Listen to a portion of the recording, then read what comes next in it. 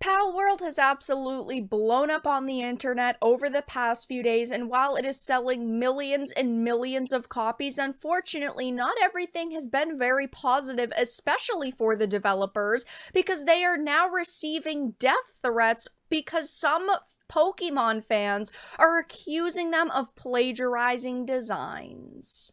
I have a few things to show off, but before we get into the topic, if you enjoy the content I create, check out the links in the description, follow me on social media, and consider supporting through Patreon or via YouTube memberships. Now, I have been playing this game, and I think that it's actually been really enjoyable so far, and obviously, many other people think so as well, just judging by these Steam numbers. As you can see, it currently has 1.2 million players. It has absolutely dominated the top game charts, and it seems like many people are thoroughly enjoying their time in PalWorld. While yes, I will admit that it does have a lot of similar aspects to a lot of other games, it's really not very similar to one game in particular, and of course there are Pokemon stands out there, complete fanboys, who are threatening the developers of this game, telling them that you need to take your game down,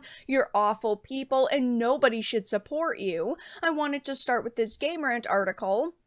It says the PalWorld developers are reportedly receiving threats seemingly over the similarities between the game's creature designs and Pokemon. PalWorld combines Minecraft-style survival mechanics with the thrill of monster catching to great effect. The game has already been a massive success out of the gate, selling over 5 million copies, despite being early access and readily available to play through Xbox. So this is not for PlayStation players right now. I would absolutely love this game on Switch as well. Unfortunately, they have not talked about any plans to bring them to those platforms, but we at least can experience it through Xbox and also PC. But, of course, the developer Pocket Pair has been thrilled with their incredible sales success, but the game's popularity has also resulted in some unfortunate headaches. For one, PalWorld multiplayer has suffered from connectivity issues,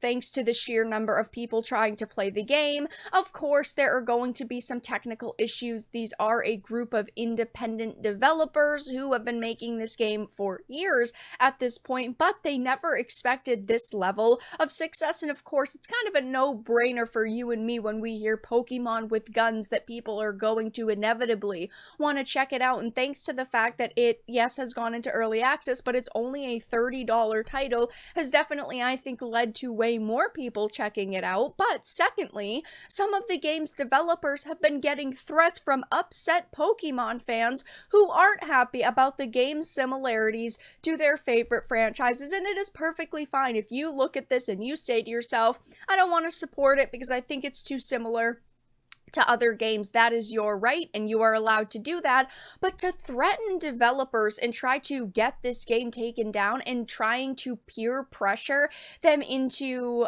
you know, basically shelving years of their hard work is absolutely pathetic. Because while, yes, it does seem like this game has some similarities to Pokemon with, like, the capture mechanics and some of the creature designs, Pokemon's never had survival elements like this. And if you look at the other games that it's compared to, you know, Ark never had an in-depth creature capture system. None of them had systems where you can capture humans and you can put the humans and creatures to work on your base, and there is not a single game where that type of mechanic instantly comes to mind for me. Obviously, I do think that, yes, it shares similarities with other games, but we've never had a game that has had all of these systems combined, and that is why PalWorld is absolutely dominating. Also paired with the fact that the past few Pokemon games have been relatively disappointing has helped its success. I do think that, yes, there have been some decent games like Legend of Arceus, but Scarlet and Violet were disappointments, Sword and Shield were disappointments, and they have not cared. You know, unfortunately, we've asked for so many things to be different in Pokemon, like the graphics to be slightly better. Unfortunately, part of that is, you know, the issue with the Switch, but We've also asked for certain mechanics to be added. They just do not know how to innovate with Pokemon anymore, and that's why so many people are looking at PalWorld going, it feels similar, but it also is very different. And if you're going to attack PalWorld for, this creature capture mechanic and other games doing similar things, it honestly just makes you look kind of pathetic given the fact that, again, there are many other games like this that these people have not attacked.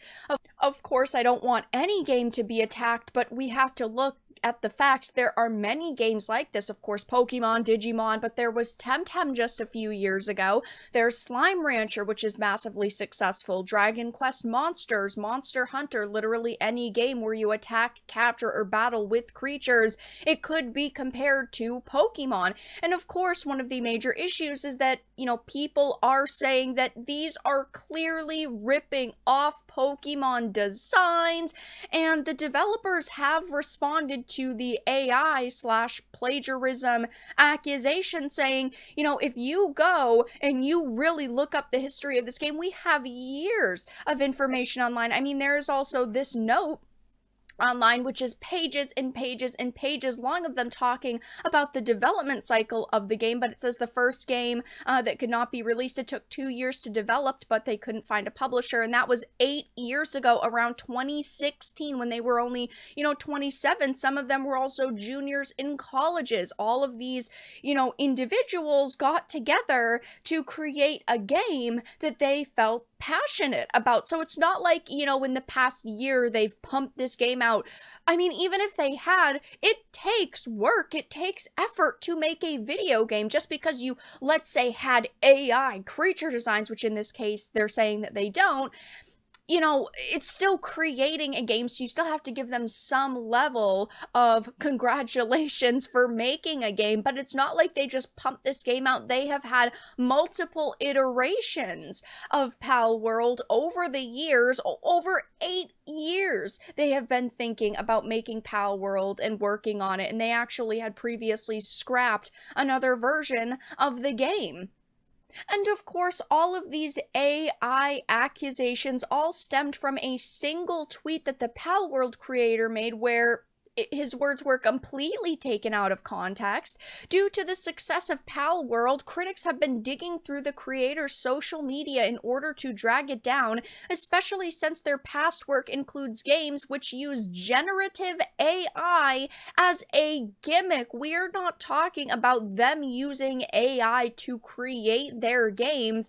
They made jokes about using it as, this big gimmick, and of course this has led to this discussion of, did they use AI? There is no proof that they used any form of AI with this game. I mean, we've seen from them sketches of them, coming up with the designs for these creatures, and unfortunately there are just people who want to be angry at this game, be angry at these creatives, so they are trying their very best to drag it down. It will be interesting to see if all of this backlash finally dies down in the next few days, now that PalWorld has been out for a little while, and clearly the majority of people are enjoying it. But there are some insane Pokemon fans out there who are trying their very best to attack these developers and to attack this game, and it is just a pathetic situation in general.